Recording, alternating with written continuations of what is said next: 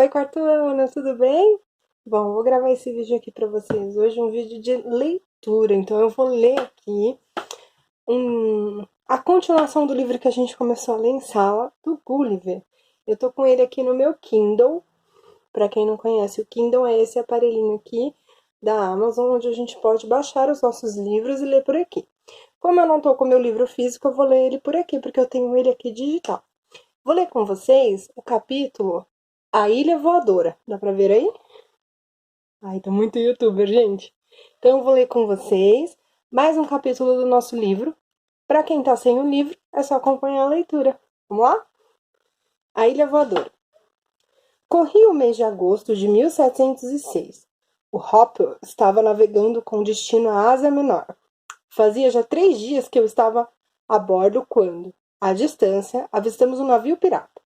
Ora, apesar do seu tamanho, o Hopper não estava equipado para uma batalha. Ainda tentamos fugir, mas os bucaneiros enfunaram suas velas e nos alcançaram logo. Seríamos abordados. Os piratas caíram sobre nós furiosamente, dispostos a nos cortar a garganta com suas espadas demoníacas. Eram japoneses, à exceção de um deles. Era um holandês que parecia ter muita influência sobre o comandante. Dirigi-me a ele em sua língua, que havia aprendido em viagens pelos mares do norte. Pedi que tivessem pena de nós, afinal, éramos cristãos, assim como ele. Ao contrário do que supus, isso só serviu para irritá-lo. Puxou-me pelos cabelos e me jogou dentro de um bote, que fez descer ao mar, sem previsões de água e de alimento. A seguir, apontou um dos seus canhões da amurada para a embarcação, jurando aos berros que abriria fogo se eu não me afastasse imediatamente. Nada me restava a não ser obedecer-lhe. Comecei a remar, certo de que dessa vez a sorte não me pouparia. Por 3 dias vaguei perdido no oceano, até que, numa manhã, o sol escureceu sobre mim. A bordo daquele bote tão frágil, uma tempestade representaria o mesmo que uma sentença de morte. Mas havia algo estranho acontecendo. Quando olhei para o céu, em vez de uma nuvem carregada, o que avistei foi uma colossal massa de terra em pleno ar, cobrindo o sol exatamente acima de mim. Mais espantado fiquei quando um gancho baixou de algum lugar e me fisgou, puxando-me para cima. Olha só a imagem.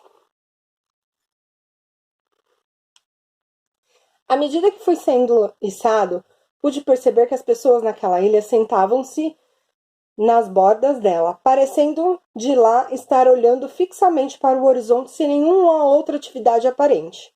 Uma pequena multidão estava à minha espera. Falavam um idioma próximo ao italiano, que também conheço de outras aventuras, e a Ilha Voadora era a capital do reino da Labuta. Apesar da curiosidade que despertei a princípio, estranhamente, as pessoas logo se desinteressaram de mim e se afastaram como se houvessem me esquecido. Os labutianos tinham os olhos como que revirados para cima. Logo notei que estavam sempre entregues a profundas reflexões. Na verdade, ocupavam-se apenas das especulações matemáticas e da mais refinada harmonia musical. Tudo mais no mundo pouco lhes importava. Ninguém perguntou de onde eu tinha vindo, nem coisas da minha terra e nem das outras que conheci. Deixaram-me passeando pela ilha, que era cheia de regatos e de árvores frutíferas. Depois de caminhar um pouco, cheguei ao que entendi que fosse um castelo. Parecia abandonado.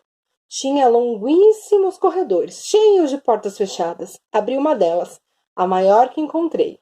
E, para meu grande espanto, lá estava o rei Labuta.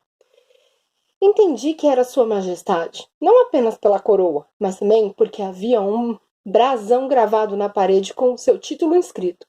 Mas Sua Majestade levou mais de uma hora para notar que eu havia entrado no aposento. Constrangido, decidi esperar até receber atenção. Enquanto o rei se entregava a uma série de cálculos sem fim, sentado numa escrivaninha, quando finalmente ergueu a cabeça, aproveitei para curvar respeitosamente. Majestade, Gulliver, um viajante ao seu dispor. Eu. Fez o rei e me despachou com um gesto. Chateado, saí daquele castelo. A ilha havia parado sobre uma península, que era uma das províncias do reino. Algumas pessoas desciam para a terra por meio de cadeirinhas, baixando por correntes. Foi o que decidi fazer. Cheguei a uma cidade chamada Lagado. Todas as casas que iam encontrando estavam desabando de tão abandonadas. E ninguém na rua me dava atenção, apesar de os meus trajes e do meu tipo físico mostrarem que eu era um estrangeiro. Finalmente parei numa residência diferente das demais. Era uma imponente mansão de pedra, com um jardim bem cuidado em toda a sua volta. Buscando uma explicação, chamei ao portão. Logo o dono da casa veio me atender. Muito gentil, oferecendo-me uma refeição e um quarto para descansar. Quando contei a ele sobre a minha estranheza em relação ao seu país, ele suspirou tristemente. Pois é, estou quase me decidindo a demolir minha casa, acabar com meus jardins e passar a viver como os demais. As críticas que recebo são muito duras. Mas do que se trata, afinal? Bem, existe a Academia de Ciências de Lagado, que fica num edifício no centro da cidade, onde sábios estão empenhados em grandes projetos, como fabricar pólvora usando gelo como matéria-prima, ou aquele que pretende extrair raios do sol dos pepinos. Dedicam-se a isso há décadas e o povo sente orgulho desses seus sábios. O fato de que os estudos deles até hoje não tenham alcançado resultados práticos não incomodam ninguém. Mas meus compatriotas não aceitam alguém como eu, que em vez de ocupar o tempo com reflexões mais sublimes, desperdiçam com coisas tolas, como cuidar da minha casa e dos jardins. Há poucos como eu nesse país, e já não aguento mais agir da maneira considerada errada por todos. Tive muita pena do meu anfitrião. Elogiei enfaticamente sua residência e o bom gosto em que vivia. Lá permaneci até que na passagem seguinte da Ilha Voadora acenei para que descessem a cadeirinha e subi. Em Labuta me informaram que a próxima parada seria na Ilha do e o que me contaram sobre os fantásticos seres que habitavam me fez vontade de conhecê-la. Ai, meu Deus, que ilha será essa? A gente vê no próximo capítulo.